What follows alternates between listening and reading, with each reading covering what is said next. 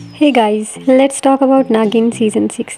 क्या मेरी तरह आप भी कंफ्यूज हैं नागिन सीज़न 6 में इतनी सारी मिस्टेक्स देखकर? जैसा कि शलाखा जो सीज़न 4 में इंसान थी, वो नागिन कैसे बन गई? और रेनक्श सीमा का बेटा कैसे है? उसने नेवले से शादी कैसे की? नंबर 3, प्रथा की बहन इस घर में सिक्योरिटी इंचार्ज बनकर आई थी ना, और सिर्फ शादी के इवेंट्स के लिए। चलो मान लिया, 1 दिन 2 दिन 3 दिन किसी ने असली सिक्योरिटी इंचार्ज के बारे में नहीं पूछा कि वो कहाँ गई जिसको वो मार के आई थी। और शादी ख़त्म, पूरा सीज़न भी ख़त्म, लेकिन वो कहीं नहीं जाएगी। बस अब उसने सारी ज़िंदगी यहीं रहना है। और तो यहाँ जो भी आता है उसका कोई रिलेटिव भी नहीं होता, ना माँ ना बाप, और हो भी तो यहाँ नहीं, कहीं दूर। अगर समायरा की बात की जाए तो उसकी शादी हो रही है ऋषभ के भाई से। उसकी शादी में सिर्फ उसका दूर का कज़न आया है। उसकी शादी के लिए ना माँ ना ही उसका बाप, ना कोई बहन भाई। कैसे माँ बाप हैं जो अकलौती बेटी की शादी में भी नहीं आए, बस दूर का कज़न आया। और तो और अब उनकी बेटी का मर्डर भी हो गया, लेकिन उनकी कोई खबर नहीं। ऐसा कहाँ होता है यार। और अब ये बताया जा रहा है कि ऋषभ का जुड़वा भाई है जो हिना के साथ मिलकर प्रथा को धोखा दे रहा है। मुझे ये बताओ कि उसकी माँ हमेशा से सिर्फ ऋषभ का नाम ही क्यों लेती थी? उसको अब जाके याद आया कि उसका दूसरा बेटा बी है। कभी उस बेटी की फिक्र नहीं हुई? और वो इतने अरसे से कहाँ था जो अब तक किसी को उसके बारे में नहीं पता था?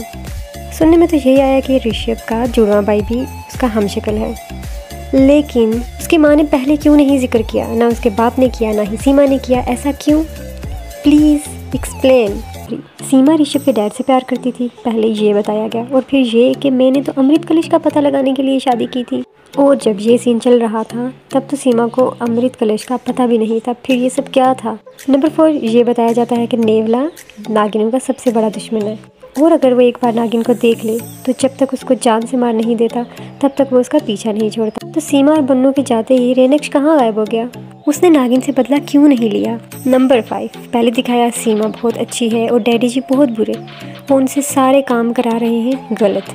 चलो ठीक है, मान लिया, लेकिन अकेले में भी बड़बड़ा रही है कि मैं बहुत अच्छी हूँ, ये है वो है। और बहुत बाद में ये दिखाया जाता है कि ये सब तो मैं उससे करा रही हूँ, वो बहुत अच्छा है और मैं बहुत बुरी। क्या मतलब क्या है ये? एक ही बार में सब सही से क्यों नहीं बताते? एक बात तो सारे सीजन में कॉमन है, पहले साहस बहुत अच्छी होती है और फिर विलन बन जाती। मतलब कुछ तो नया लाओ यार। नागिन सीज़न 6 ही नहीं बल्कि पूरी की पूरी सीरीज़ ही कन्फ्यूजन से भरी पड़ी है। अभी तक तो सीज़न 4 का राज बाकी है जिसका अभी तक कोई खुलासा नहीं हुआ। और एक बात और, कुछ भी हो जाए कुछ भी, लेकिन नागिन को बदला लेने के लिए शादी ज़रूर करनी पड़ती है। उसके बगैर वो बदला नहीं ले सकती, इम्पॉसिबल। जो भी है, इस सीरियल को समझना मेरे या आपके बस की बात नहीं है। हमें बस बेवकूफ़ बनाया जाता है, हम बनते जाते हैं, लेकिन फिर भी ये देखना हम छोड़ नहीं सकते।